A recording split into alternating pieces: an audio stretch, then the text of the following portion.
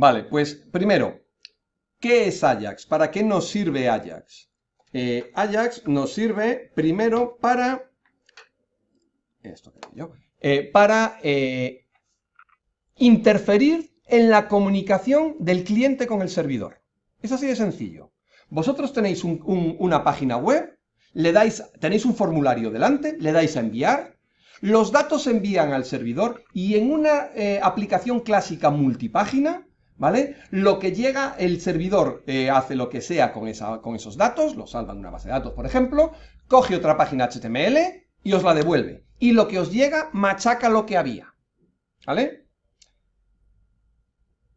Pero resulta que se ha puesto de moda que primero que las aplicaciones, aquí hay dos cosas que yo considero diferenciadas, que son, uno, la necesidad de que las páginas no sean, perdón, los sistemas no sean multipágina, las aplicaciones no sean multipágina. ¿Por qué? Porque si yo tengo 100 páginas, que lo único que se diferencian es en la información que enseñan, pero resulta que el menú es el mismo y tiene un logo de la empresa, tengo que tener en 100 páginas repetido el menú y el logo. ¿Os dais cuenta? ¿Por qué? Porque en una aplicación multipágina, cuando yo le doy a enviar a un enlace, por ejemplo, y me vuelve esa otra página, me vuelve la segunda página sobre la que he enlazado, resulta que lo que quiero es darle al usuario la impresión de que solo he cambiado la información de un sitio, con lo cual le vuelvo a enviar la misma página cambiando la información solo de un sitio. ¿Lo veis? Es decir, he mantenido el menú y he mantenido el logo y tal.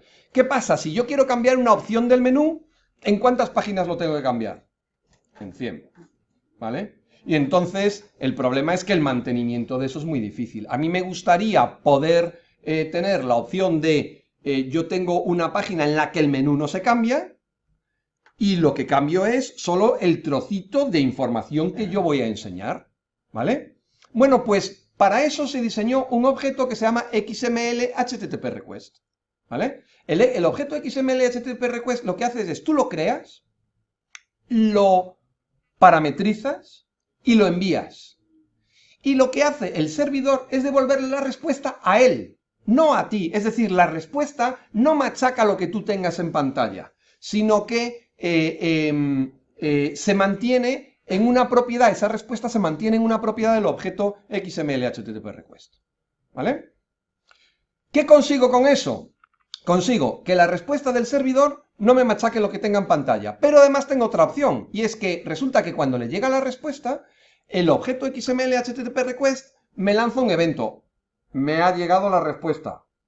Y yo digo, on me ha llegado la respuesta, como si fuera un evento, on click, on mouse over, on submit, o lo que sea. On me ha llegado la respuesta, la cojo, la trato, hago lo que me dé la gana con ella. Y entre otras cosas, puedo coger esa respuesta y meterla en el inner HTML de un elemento, ¿lo veis? Luego estoy cambiando solo el interior del elemento contenedor al que yo le estoy asignando el inner HTML. Luego, mis aplicaciones se acaban de convertir en SPAs, es decir, en Single Page Application, en páginas, en aplicaciones de una sola página. ¿Vale? ¿Por qué? Porque yo tengo una página con un menú y en vez de pedir nuevas páginas, puedo pedirle datos al servidor. Pero si en vez de datos me manda HTML, no pasa nada. A mí me manda HTML que yo meto en el inner HTML de otro contenedor. En ese HTML no viene body barra body, no viene head barra head, no viene HTML barra HTML, solo viene el HTML que a mí me interesa como cadena de texto. Yo lo meto en el inner HTML de mi elemento y acto seguido he cambiado la presentación. ¿Lo veis? Entonces mi página de repente se convierte mi sistema se convierte en un SPA. Por otra parte, además es que a lo mejor tampoco quiero, hoy en día la mayoría, y de hecho la práctica 2, por ejemplo, bueno, y la práctica 1, utilizan lo que se llama una API REST. Habéis dado API REST en alguna asignatura anterior, creo que es con Jesús Bernal, que es una API REST, como repaso en general, lo que hace se centra en los recursos. Es decir, una URL lo que hace es direccionar un recurso, no un proceso. No se centra en el alta de no sé qué, no, se centra en esta URL va a usuarios o esta URL va a productos. Y dependiendo de esa URL y del método que uséis, del método HTTP que uséis, se procederá, hay un programa que enruta, un enrutador, que dice, este señor lo que quiere hacer es un alta, este señor lo que quiere hacer, es decir, las URLs en una API REST realmente no buscan mi página.html, mi página 2.html, mi página 3, lo que buscan es, siempre en el servidor lo coge el mismo programa atiende a todas las URLs, ojo, del mismo dominio, lógicamente, ¿vale? Pero acto seguido ese enrutador, ese programa dice, ¿esta URL qué hace? Pues mira, es upm.es/productos, ¿vale? Y llega por método get. Pues el enrutador dice, lo que hay que ejecutar es, como es por get, es una consulta, que es lo que dice una API REST, y como va a la colección de productos, lo que quiere es una lista de todos los productos que tengo. Y os va a la base de datos, coge la lista de productos y devuelve esa lista de productos, ¿vale? Eso es la API REST. Entonces, bueno, en general, con diferentes, con todos los métodos que admite HTTP, ¿vale? Para un alta, un post, para una modificación, un put o un update, y para un borrado, un delete, ¿vale? Como protocolo. Vale, como método, perdón. El protocolo siempre HTTP. Perdón, o HTTPS, que es el método seguro. Bien. Decía, entonces, ahí lo que hay es un intercambio de datos, ¿lo veis? Es decir, yo ya pido datos, no pido HTML siquiera, ¿vale? Ese es el siguiente paso que surgió a partir de ahí, es decir, yo voy a pedir datos, ya no pido ni siquiera HTML, que es el HTML que voy a asignar a una página, a un elemento inner HTML para que me cambie el aspecto, no. Yo puedo asignar lo que sea, pero el HTML lo tengo yo, lo tengo en local, lo tengo en una constante, una variable, lo tengo en elementos ocultos, los muestro, tal. No, yo ahora lo que pido son datos, que es lo único que puede variar en una presentación, en una aplicación, ¿vale? ¿El listado de productos? Pues el listado de productos, ya me meteré en un bucle aquí y haré párrafos con todos los productos, por ejemplo, ¿lo veis? Y eso ya es ejecución local, lo que pido es el listado de productos, ¿de acuerdo? Bien, pues como eso era importante, esos dos aspectos, tanto el intercambio de datos como la posibilidad de hacer un SPA, para que el diseño fuera mucho más sencillo, se diseñó ese objeto Ajax, digamos, que se queda en medio entre el navegador y el servidor e interfiere en las comunicaciones, ¿vale? Todas las comunicaciones van a través de ese objeto. Perfecto. Punto 1. Se llama Ajax de Asynchronous JavaScript and XML, ¿vale? Veamos, ¿por qué es asíncrono? Es asíncrono porque tú no sabes cuánto va a tardar en volver esa respuesta. Por lo tanto, en la línea siguiente a mandarlo, tú no puedes asegurar que tengas el resultado de esa operación. Le pido datos, y si en la línea siguiente asumo eso, vamos, le da mucho antes tiempo a ejecutar la siguiente línea que hacer la petición. Por lo tanto, tiene que ser asíncrona. ¿Y cómo se resuelve eso? Con lo que se llaman las funciones de callback. Una función de callback es una función que se ejecuta cuando en general cuando se cumple una determinada condición. En este caso, cuando tengo la respuesta del servidor. Tú lo que le dices al objeto es, objeto, llega la respuesta, ejecuta esta función. Y en esa función ya haces lo que quieras, porque ya sabes que tienes garantizada la respuesta. Para bien o para mal, porque puede ser un error, lógicamente. ¿Vale? Pero bueno, ya lo sabes. Y por otra parte, se llama Ajax también porque la última X es porque antes casi toda la información se intercambiaba en el formato XML, ¿vale? ¿Qué es lo que pasa? Que la verdad es que el formato XML, que está muy bien para unas cosas y muy mal para otras, la verdad es que es bastante pesado. Pesado en el sentido de que por cada dato prácticamente manda dos etiquetas. El formato XML es como el HTML, pero en el que tú te inventas las etiquetas. Vamos, en el que tú diseñas unas etiquetas para una estructura. Se llaman modelos semiestructurados, ¿vale? Entonces, tú tienes para enviar un producto, pues producto barra producto, código barra código, precio barra precio, etcétera, etcétera, ¿vale? Bueno, pues eso es bastante pesado y hay que tratarlo y hay que generar un árbol DOM, pero un árbol XML, ¿vale? Etcétera, etcétera. Entonces, ¿qué se diseñó? Se diseñó el JSON. JSON es el JavaScript Object Notation, ¿vale? El JavaScript Object Notation no es más que un formato ligero de intercambio de datos. ¿Y eso qué es, Santiago? Paso las transparencias y lo primero que vamos a ver es qué es JSON. ¿Qué es JSON? Esto que tenéis aquí, ¿vale? Es un objeto, fijaos en este objeto. Llaves por aquí, es un objeto, propiedad, valor.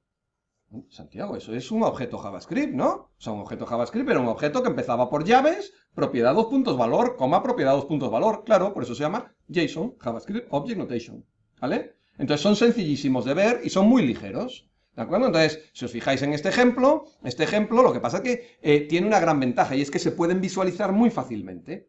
Cuando veis un objeto JSON, se visualiza muy fácilmente. Entonces, este objeto es un objeto que tiene como nombre de propiedad profesores, 2 puntos, y después como valor de esa propiedad un array.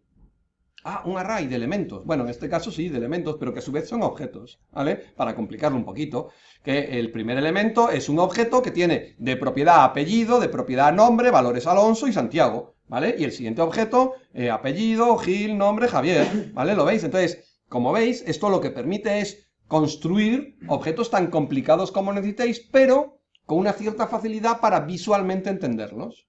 Y además, como son cadenas de caracteres, ¿vale? Se tratan como cadenas de caracteres, se envían muy fácilmente, son ligeros, ¿vale? Y todo es información, no hay etiquetas de más, ¿vale? Si os fijáis, lo que dice es que, ¿qué es un objeto JSON? Bueno, pues pueden ser objetos, que son pares en nombre-valor, o lista de valores, que es un array, ¿vale? Y ya está. ¿Y qué tipos básicos tienen dentro? Pues los tipos básicos pueden ser números, cadenas, booleanos. Fijaos en este. Este es para complicarlo un poquito más. Un objeto cuya propiedad es clientes. Bueno, de hecho, incluso se podría, si asumes que son clientes, se podría mandar el array sin más, sin la propiedad clientes, ¿vale? Sería un array.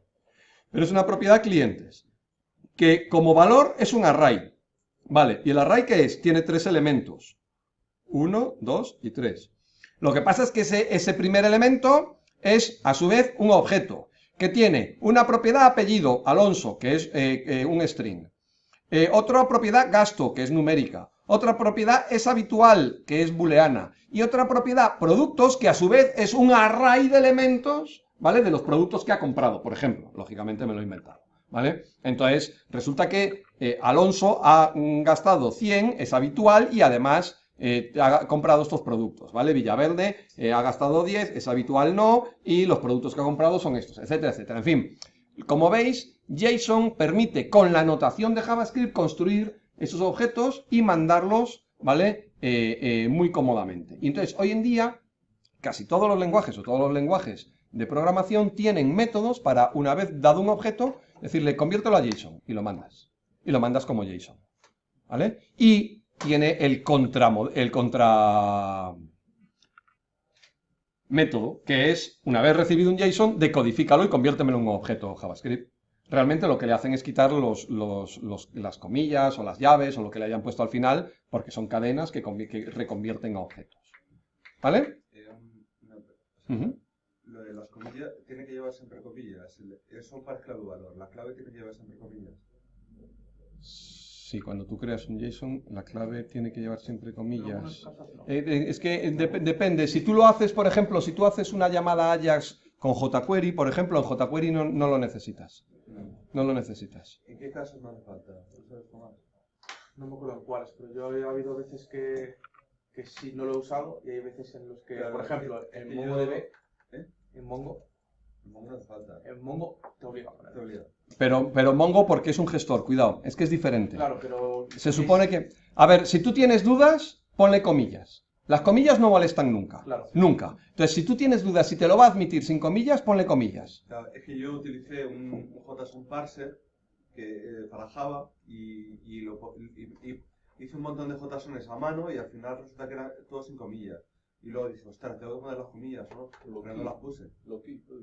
No, lo que nunca te va a admitir seguramente es... o sea, lo que siempre te va a admitir es que pongas comillas. Comillas siempre. O sea, que te falten comillas te puede dar un error porque el problema es que el intérprete lo puede interpretar como una variable. ¿Te das cuenta? Es decir, tú pones en el identificador de una propiedad, en vez de entre comillas apellido, pongo apellido sin comillas y puede interpretar que es una variable cuyo contenido es una cadena. Es que es una cosa que las sintaxis correctas con comillas, lo que pasa es que igual que en HTML tienes que hacer... Puedes no cerrar una etiqueta y a veces se lo traga, pero lo lógico es que cierres todas las etiquetas. Entonces, también en JSON por esa regla de 3 tienes que poner la comilla. Bueno, no es que tengas... No es exactamente el mismo caso porque aunque lo trague, en el otro caso es erróneo. ¿vale? Lo de no cerrar una etiqueta formalmente es erróneo. No poner aquí comillas en algunos casos no es erróneo, creo que es correcto, ¿vale? Pero vamos, en general, si dudas, ponle comillas siempre, siempre, ¿vale? Más cosillas. Vale, muy bien, entonces, ¿qué rayos es eso del objeto XML HTTP request? Bueno, pues, ahora vemos con 5 líneas cómo se crea, ¿vale? Y cómo se manipula.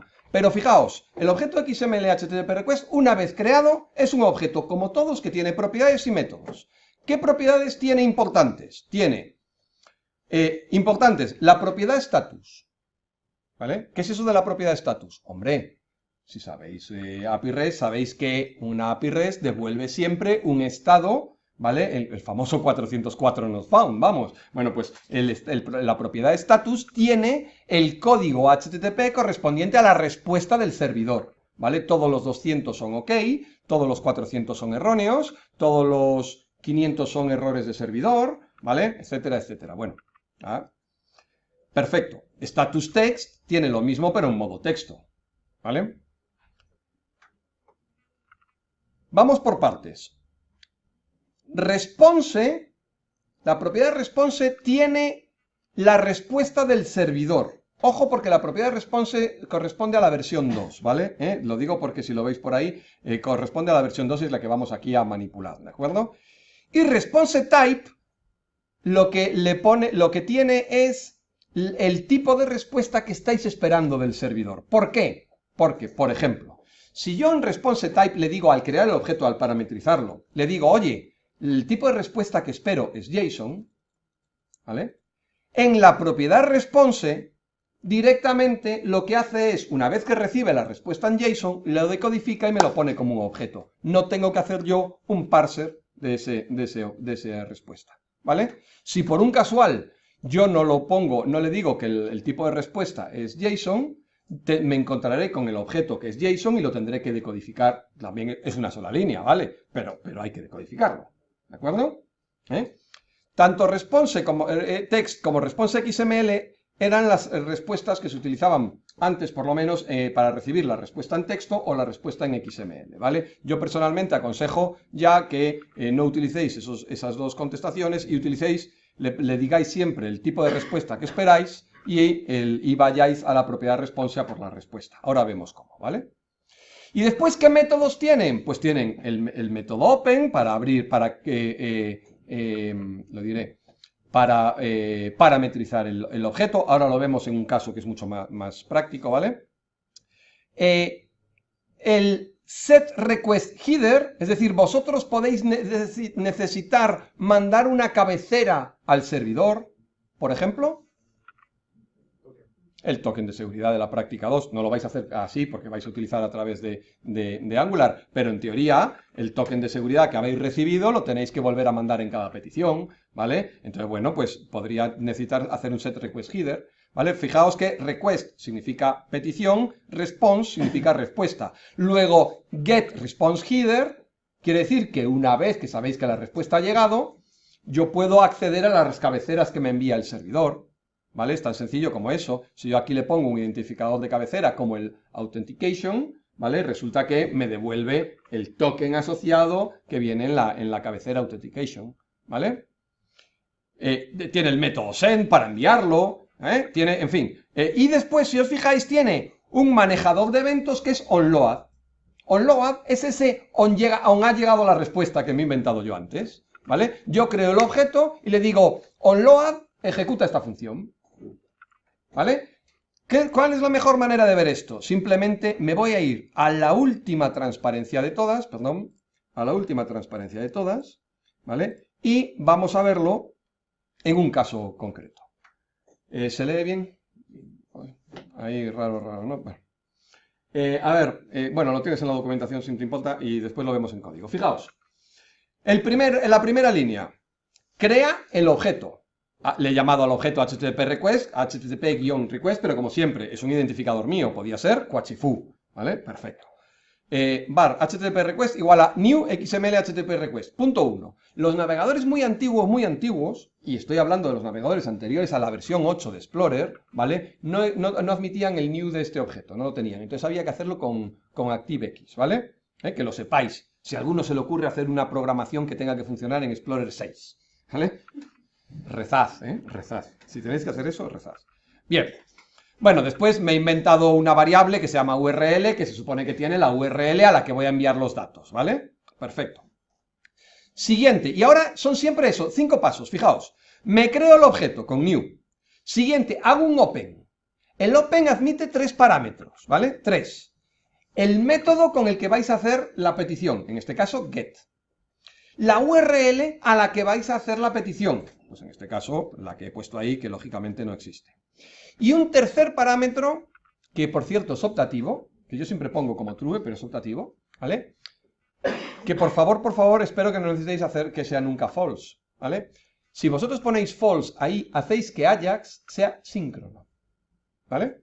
Es decir, la ejecución desde el send se para completamente, no sigue y espera que llegue la respuesta para seguir. De hecho, hoy en día, si hacéis eso en el documento principal de un diseño web, en el DOM, ¿vale? En el documento de ejecución principal, el navegador os dice que está no recomendado, ¿vale? Que eso si lo hacéis con hilos de ejecución, en un hilo que sea en un worker que sea, digamos, separado del documento principal y tal, vale. Pero que no pongáis nunca una petición síncrona. De hecho, es que os estáis cargando la propia filosofía de Ajax, ¿vale? Pero hombre, ante un momento dado, y si lo necesito, porque no hay otra manera, que sepáis que si le ponéis ahí false, ¿vale? Se convierte en una petición síncrona, ¿vale? Perfecto. Luego, ese era el punto 2, ¿vale? O sea, el primero creo el objeto, el segundo hago el open, el tercero le digo cuál es el tipo de respuesta que espero, ¿vale? En este caso JSON, ¿vale? Podría poner ahí text, ¿vale? O HTML o lo que sea, en este caso JSON.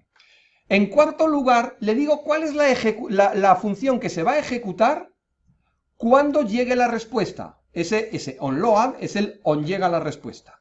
OnLoad, ¿vale? Vas a ejecutar la función trata respuesta. Y por último, lo envío. O sea, todo esto lo crea, los 3 siguientes lo parametrizan y por último lo envío. Hago la petición, lo que sea, el servidor hace lo que sea y dentro de un determinado tiempo, ¿vale? Llega la respuesta. En ese caso, en ese momento se dispara el onLoad y por supuesto se ejecuta trata respuesta.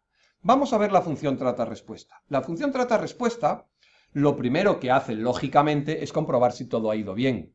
¿Cómo comprueba si todo ha ido bien? Es decir, la URL ha hecho una petición correcta, yo aquí lo he simplificado, ¿vale? Que es decir, bueno, si el status es un 200, es que ha ido bien. Puede ser un 200, puede ser un 201, que también ha ido bien. Un 204 creo que es también un no content, ¿vale? El 204 es un borrado, es el código que devuelven ante un borrado las API REST, ¿vale? Sin contenido, entonces nos devuelven un 204 y lo que os están diciendo es, oye, ha ido bien todo el borrado, ¿vale? Entonces, bueno, yo aquí lo he simplificado y he puesto que simplemente sea un 200. Si es un 200 es que todo ha ido bien y por lo tanto asumo que la respuesta está en la propiedad response del objeto. ¿Lo veis? Como todo ha ido bien, asumo que la respuesta está en la propiedad response del objeto. Y por último, yo con esa respuesta hago lo que me dé la gana. Oye, Santiago, pero has dicho que te enviaba un JSON, en este caso, ¿eh? Sí, pero fijaos, como le he dicho que el tipo de respuesta es JSON, automáticamente me hace un parse y me convierte esa respuesta a el tipo de respuesta que sea, ¿vale? A un objeto JavaScript, a una cadena, a un número, a lo que sea, ¿vale? Y, por supuesto, ya con esa respuesta hago lo que yo quiera. En este caso, como veis, lo estoy asignando a la propiedad value de un campo. Por lo tanto, lo que le estoy asignando es a un campo input, si no sería un inner HTML o algo así. ¿Lo veis? ¿Vale? Pues esto es tan sencillo como eso, esto es todo. Solo hay 2 características a tener en cuenta. Primero, ¿y si le tengo que mandar datos? ¿Dónde se los mando? La cantidad. O sea, en el cuerpo. ¿Tienes que mandar datos en el cuerpo? Dependerá del método. Bueno, ¿Cómo? En el query string. En el query string, ¿vale? En principio vamos a llamarle en el query string, es decir, en la URL, al final, lo habréis visto, lleva un interrogante, parámetro igual a valor, ampersand, parámetro igual a valor. Eso es URL encoded en la query string. En principio, un método get, ¿vale? Manda los datos siempre en la URL, en la query string, ¿vale? ¿De acuerdo? Por lo tanto, yo aquí, cuando hago este open, esta URL ya tiene que estar construida por mí con interrogante y los datos que le quiera mandar, ¿vale? ¿De acuerdo? Bien, ¿y si el método es post? Si el método es post, no va en la query string. Va en URL encoded igual, ¿vale? Pero no va en la query string, van en el cuerpo. ¿Dónde se mandan? Pues está documentado en las transparencias, en vez de aquí en la URL, se mandan en el send, ¿de acuerdo? Lo que pasa es que URL encoded igual, es decir, nombre igual a valor, ampersand nombre 2 igual a valor 2, ampersand nombre 2, lo que no llevan es el interrogante, porque el interrogante es el separador entre la URL y el query string, ¿de acuerdo? Ojo, porque efectivamente, como decía vuestro compañero, un mensaje, sobre todo a una API REST, tiene al menos 4 sitios en los que ir, ¿vale? Un mensaje puede ir, si es con método get, en la query string, si es con método post, en el body, en todos los casos en una cabecera. Yo puedo usar las cabeceras para mandar datos. Y además, en una API REST, se puede utilizar, de hecho se utiliza, la propia URL, no la query string, sino el final de la URL para mandar parámetros, que creo que era ahí donde decías. No, yo decía la query. Decías en la query, vale, perfecto. Cuando vosotros mandáis en una URL, cuando vosotros atacáis una API REST, ¿vale? Vosotros podéis estar haciendo algo como barra products barra p01 por método get. ¿Qué hace esto? Por definición en una API REST, esto lo que hace es una consulta al dato p01, al producto p01, y además sé que es un producto, ¿vale? Y el p01 es el identificador, ¿vale? ¿Por qué? Porque la API REST tiene que estar formada con unas reglas, y las reglas es la URL, hace referencia al recurso, ¿vale? Y con un método get, si no pongo nada aquí, me devuelve la lista de todos los productos, si hago esto, me devuelve los datos de P01, ¿no? ¿Lo veis? No, Santiago, pero entonces lo que hago es mandar aquí un post, porque lo que quiero es mandar un nuevo dato, entonces lo estás haciendo mal, no mandes nada aquí y todos los datos van en el body, ¿vale? Ojo, en el body van, en principio, cuando tú haces un post, los datos van URL encoded, pero tú puedes mandar eso en un JSON, ¿eh? O sea, ya es lógicamente lo que hay que tener es un acuerdo entre quien desarrolla la parte de backend y quien desarrolla la parte de cliente, ¿vale? En la práctica 2, yo os pido que mandéis cosas, siempre, bueno, realmente se pueden mandar como JSON porque los entiende, pero vamos, en principio como URL encoded, ¿vale? Pero porque yo he definido la API REST, nada más, ¿vale? Si estuviéramos en un caso real de desarrollo entre vosotros y yo, tendríamos que llegar a un acuerdo con unas especificaciones, ¿vale? Perfecto. Simplemente una cosa, si es un método post y lo vais a mandar URL encoded en el send, ¿vale? Que va aquí en medio, es decir, http request.send y en medio iría dato 1 igual a valor, ampersand dato 2 igual a valor, ampersand dato 3 igual a valor, ¿vale? La cadena que antes iba en el URL va aquí, ¿vale? Lo único que tenéis que saber es que para mandar URL encoded con un método post, si os fijáis, hay que mandar una cabecera, ¿vale? Y decirle al sistema, oye, te estoy mandando por método post, entonces estáis obligados a mandar el set request header del content type application barra xw form URL encode, ¿vale? Está en la transparencia, está documentado, lo tenéis ahí, ¿vale? Entonces, si yo mando un método post desde JavaScript, ojo, desde aquí, a mano, desde JavaScript, desde Ajax, ¿vale? Tengo que mandarlo así, ¿vale?